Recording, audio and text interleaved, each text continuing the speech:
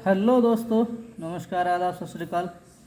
मैं आपका दोस्त मनोज एक बार फिर स्वागत करता हूं आपके अपने पसंदीदा चैनल फिजिक्स बाय एम के सर में। और जैसा कि हम चल रहे हैं क्या हाँ फिजिक्स का जो टॉपिक चल रहा है अभी क्लास 12 का, जिसका नाम है क्या, गॉस की प्रमेय। तो हम लोगों ने गॉस की प्रमेय पढ़ी है। अब हम पढ़ेंगे गॉस की प्रमेय का अनुप्रयोग, मतलब कहाँ कहाँ गॉस की प्रमेय को हम यूज कर सकते हैं, वो हम पढ़ने वाले हैं। तो चलिए आगे पढ़ते हैं हम गॉस की प्रमेय के अनुप्रयोग।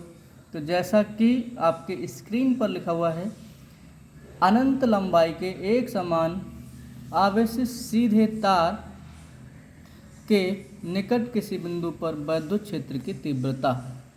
अब हमें जब पेपर में सूत्र आएगा, मतलब ये डेरिवेशन आएगा, तो केवल इसी प्रकार से एक हेडिंग लिखी होगी, ना उसमें चित्र छिपा होगा, ना कुछ चित्र कुछ छपा नहीं होता है। अब हमने करना क्या है, इस हेडिंग को ही पढ़कर चित्र बनाना है, और एक बार हमारा अगर डायग्राम बन गया तो समझिए आधे डेरिवेशन हमारा सॉल्व हो गया। तो चलिए सबसे पहले हम देखते हैं कैसे इसका डायग्राम बनना है। तो जैसा यहाँ पे लिखा हुआ है, अनंत लंबाई के एक सीधे एक समान आवेशित, पूरा तार एक समान आवेशित होगा, सीधे तार के कारण, मतलब तार है, सीधा तार है, एक समान आवेशित है, उसके निकट किसी बिंदु पर हमें वैद्युत क्षेत्र की तीव्रता निकालने, यानी कि ई के मान को फाइंड करना है। क्या है वहाँ पर, इलेक्ट्रिक फील्ड। तो इसके लिए जैसा इसमें लिखा हुआ है, क्या इसमें लिखा हुआ है सीधे तार, तो सबसे पहले एक सीधा तार ले लेते हैं। तो मान लीजिए हमने खींच लिया एक सीधा तार, ये खींच गया सीधा तार। ओके, क्या बन गया, ये एक सीधा तार, ये अनंत लंबाई का है। ठीक है, अब अनंत लंबाई तो भी कॉपी पे भी नहीं खींच पाएगी, तो हमने एक थोड़ा सा हिस्सा इसका ले लिया एक सीधे तार का, और इसको आवेश दे दिया। क्या आवेश दिया हमने, इसको प्लस आवेश दे दिया। ठीक है, इसको दे दिया प्लस क्यू आवेश। कितना आवेश दिया है, प्लस क्यू आवेश दिया हुआ है हमने। अब जब हम तार को प्लस क्यू आवेश देंगे तो इसके चारों तरफ क्या होगा, एक वैद्युत क्षेत्र डेवलप हो जाएगा। किस तरीके से डेवलप होगा, हमने मान लिया कि यहाँ पर इतनी दूरी पर और इतनी दूरी पर बेलन के आकार का होगा। मान लो इस बेलन की आर त्रिज्या, आर दूरी तक चारों तरफ क्या होगा, एक वैद्युत क्षेत्र डेवलप हो जाएगा। तो हम एक काल्पनिक बेलन बना लेंगे। क्या बना लेंगे, काल्पनिक बेलन बना लेंगे। ठीक है ना, ये बन गया काल्पनिक बेलन। मतलब इस तार में, अनंत लंबाई के तार में एक आवेश दिया हुआ है प्लस क्यू आवेश, तो इस आवेश के कारण इसके चारों तरफ कितना वैद्युत क्षेत्र उत्पन्न होगा, उसके लिए सूत्र निकालना है हमें, कितनी तीव्रता होगी वो निकालनी है। तो हमने यहाँ पे क्या देखा, तार को प्लस क्यू आवेश दिया तो इसके चारों तरफ एक वैद्युत क्षेत्र उत्पन्न हो जाएगा। अब इस पर गॉस की प्रमेय लागू करनी है, तो हमें क्या चाहिए, हमें चाहिए एक बंद पृष्ठ। क्या चाहिए, बंद पृष्ठ चाहिए, तभी गॉस की प्रमेय लागू होगी। तो अब ये तार तो बंद है नहीं, तो हम क्या करेंगे, इसमें बेलनाकार एक बंद पृष्ठ बना लेंगे, जिसकी लंबाई कितनी रहेगी, एल लंबाई, और इसकी त्रिज्या कितनी होगी, आर। तो हमने एल लंबाई और आर त्रिज्या का एक बेलनाकार पृष्ठ की कल्पना कर ली। अब हम इस पृष्ठ से निकलने वाले वैद्युत क्षेत्र की तीव्रता निकाल सकते हैं बाय द गॉस की प्रमेय। ठीक है ना, अब इसमें गॉस की प्रमेय काम आएगी। तो सबसे पहले इसके बारे में 2-3 बातें लिखते हैं। तो चलिए क्या क्या हमको लिखना है वो लिखते हैं। तो सबसे पहले हम लिखेंगे चित्रानुसार। चित्रानुसार मतलब जैसा कि हमने चित्र में बनाया हुआ है, चित्रानुसार क्या है, अनंत लंबाई क्या है, अनंत लंबाई के एक तार के चारों ओर क्या है, अनंत लंबाई के तार को क्यू आवेश देने पर, इसको क्या आवेश दिया है, क्यू आवेश देने पर, प्लस क्यू आवेश देने पर इसके चारों ओर, इसके चारों ओर क्या होगा, वैद्युत क्षेत्र उत्पन्न हो जाएगा, उत्पन्न हो जाएगा या जाता है लिख लीजिए। ठीक है, यहाँ तक समझ में आई। अब हमने लिखा माना तार के चारों ओर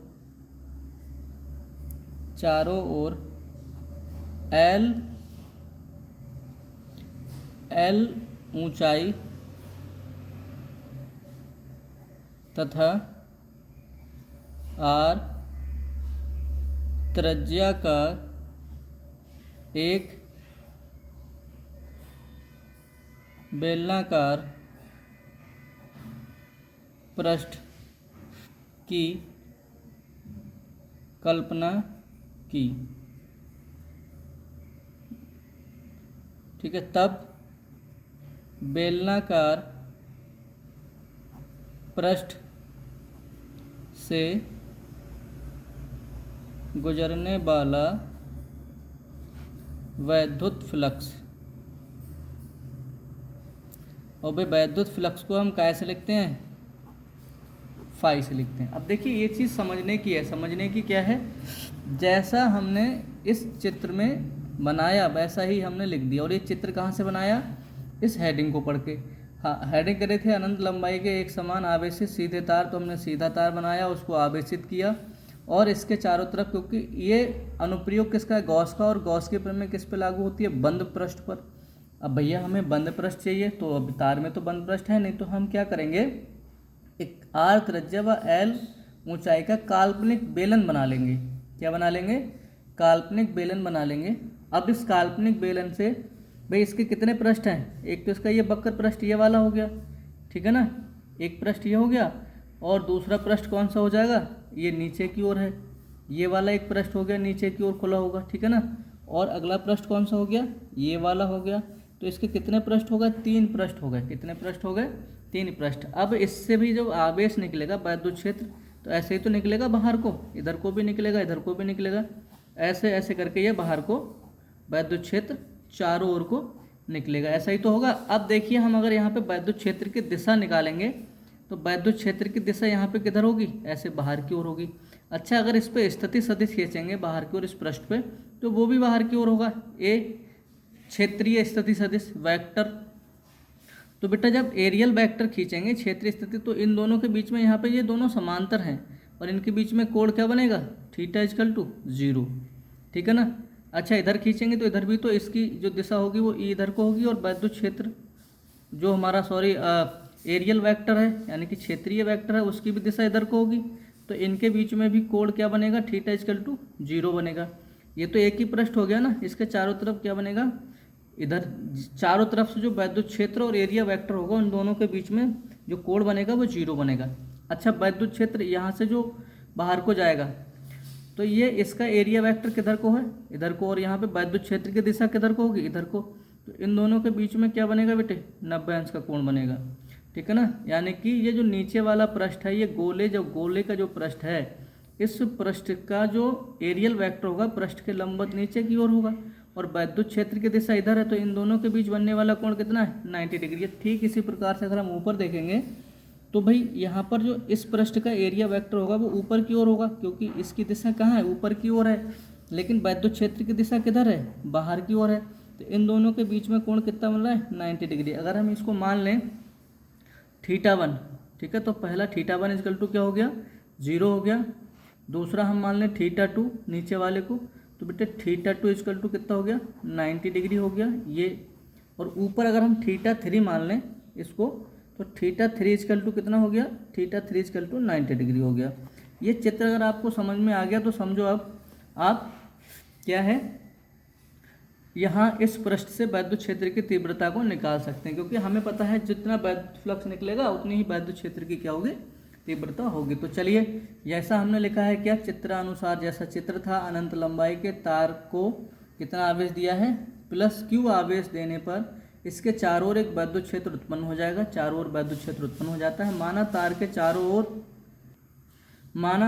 चारों ओर हमने मान लिया क्या है? R त्रिज्या। ये देखिए R त्रिज्या और L ऊंचाई का एक बेलनाकार पृष्ठ, काल्पनिक पृष्ठ है नहीं, हमने ऐसी इसकी कल्पना करी है हल करने के लिए।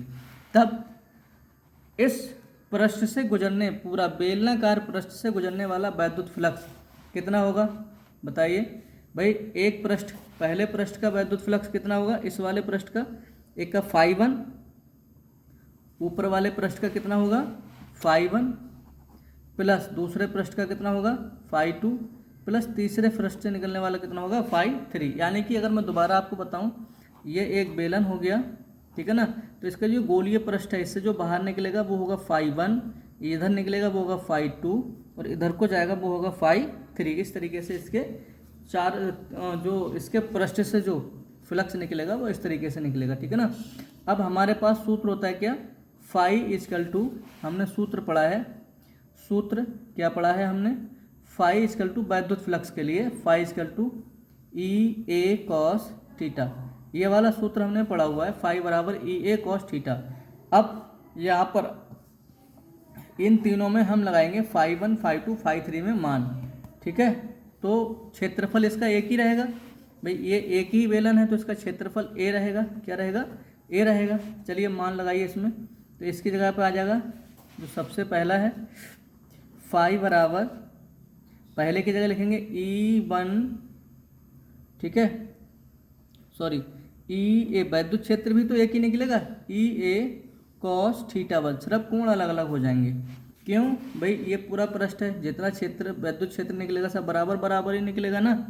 तो ई ए कॉस थीटा 1 हो जाएगा पहले पृष्ठ से निकलने वाला वैद्युत क्षेत्र, प्लस अब इसका मान लगाएंगे, प्लस ऐसे लगा लिया, ये वाला प्लस ऐसे लगा लिया, फाई 1 का मान निकल गया, ठीक है ना।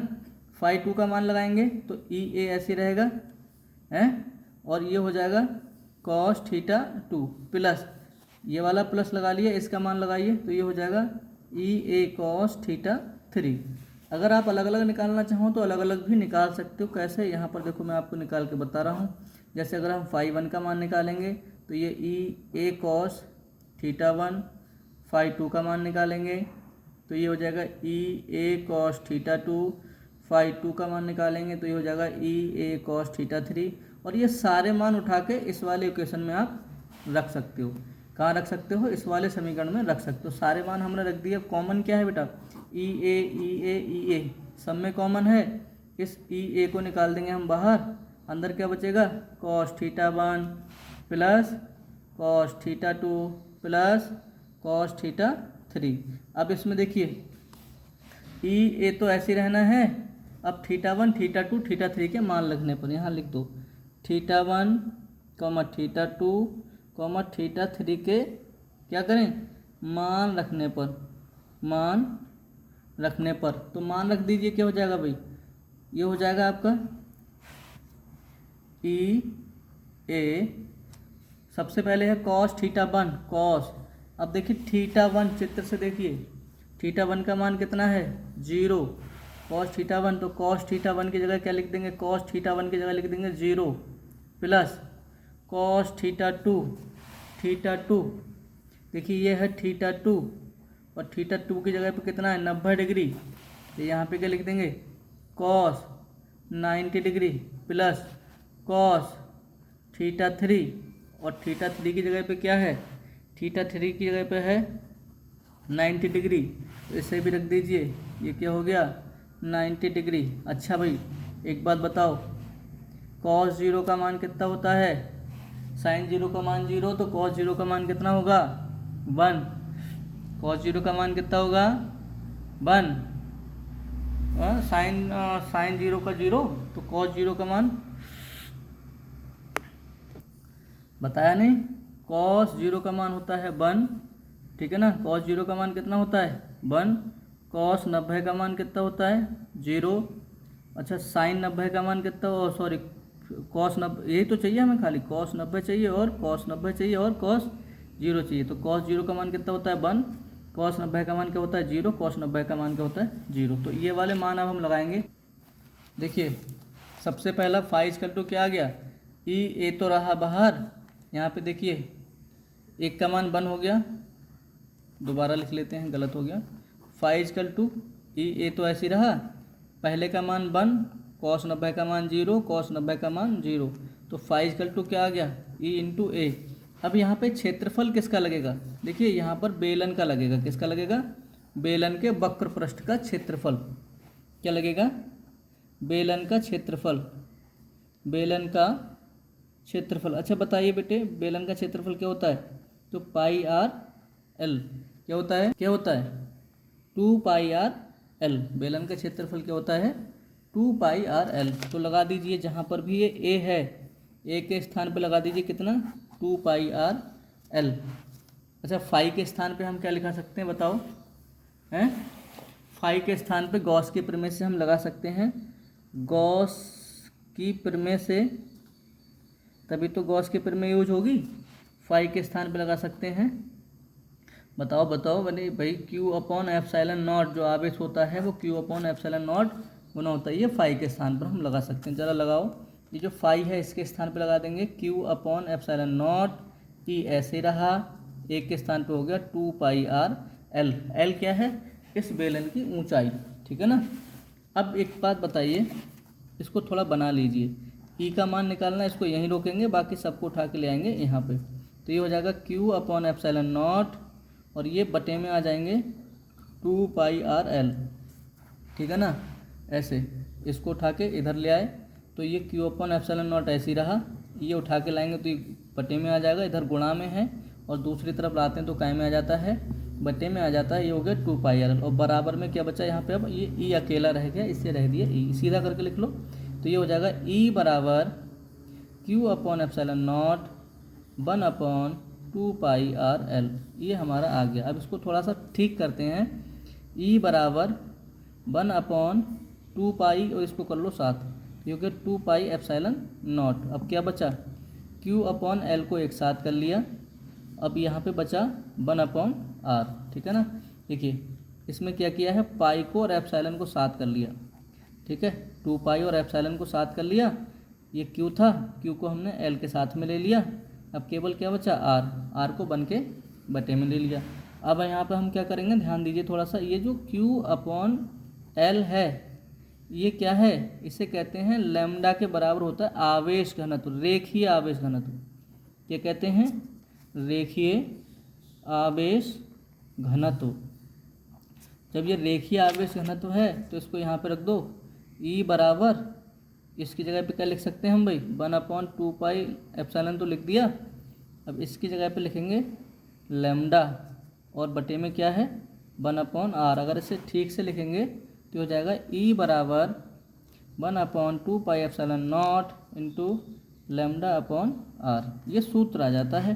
कहीं कहीं इसको ऐसे भी कर देते हैं, अगर हम इसमें 2 से नीचे गुणा कर दें और 2 से ऊपर गुणा कर दें तो ये हमारा बन जाएगा क्या, ये भी ठीक है, आप ऐसा भी लिख सकते हो, लेकिन फिर भी 4πε0 हमने पढ़ा है तो 4πε0 बनाने के लिए यहाँ पे 2 से ऊपर और नीचे गुणा कर लेंगे, कट जाएगा तो वही आ जाएगा। तो ये हो जाएगा आपका ई बराबर 1/2 दूनी 4 यानी कि 4πε0 इंटू 2 λ/r। ये बेटा सूत्र हमको मिल गया अनंत लंबाई के धारावाही चालक तार के चारों ओर वैद्युत क्षेत्र की तीव्रता। तो चलिए आज के लिए इतना ही, कल मिलते हैं एक नए प्रयोग के साथ। तब तक के लिए दोस्तों नमस्कार, सत श्री अकाल, आदाब। देखते रहिए, अगर वीडियो पसंद आई हो तो इसको शेयर करिए, लाइक करिए, अपने दोस्तों को भी बताइए।